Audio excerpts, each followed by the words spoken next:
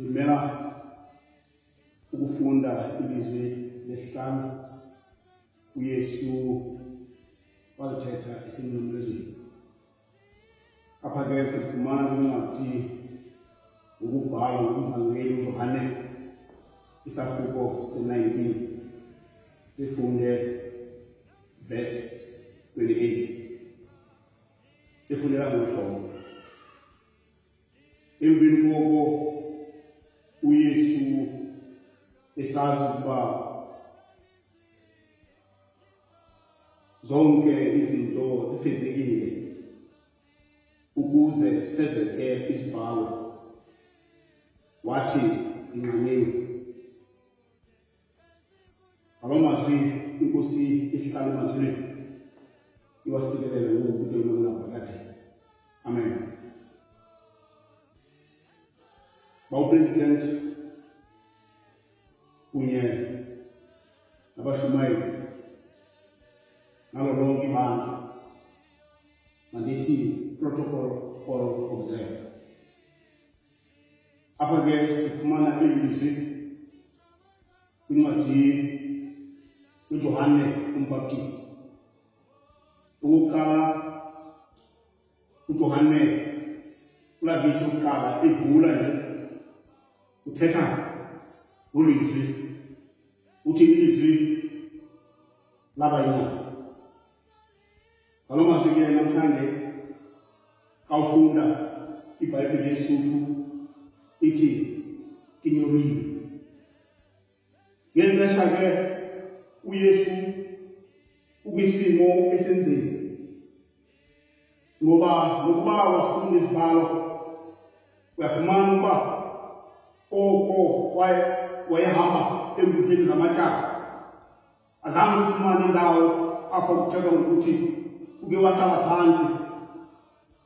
Akukho apho umfumana khona uYesu kuthiwa uke wanika amanzi asele, kodwa yonke le ndlela yayinzima, ilanga libalele.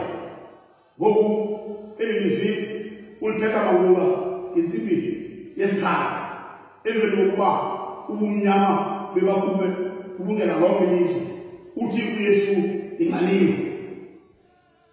uYesu ngelo xesha wayibonisa ubuntu ukuthi ngumntu ufana nathi, ngoba hleze mhlawumbi abanye abantu bebecinga ukuba ngenxa yobungcwele bakhe akabuva ubunzima.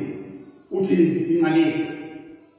Yiloo nto ke namhlanje kweli lizwi, ilizwi lesihlanu uYesu owalithethayo, simbona uYesu ephenduka iba ngumntu, ucela amanzi.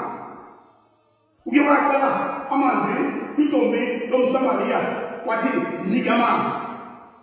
Ngelo xesha uYesu wayengekho sebuhlungwini, ngelo xesha uYesu wayephila engenangxaki emzimbeni. Ngoku ubethelele emnqamlezweni, zonke nazonke utyathe umnqamlezo wanika icala.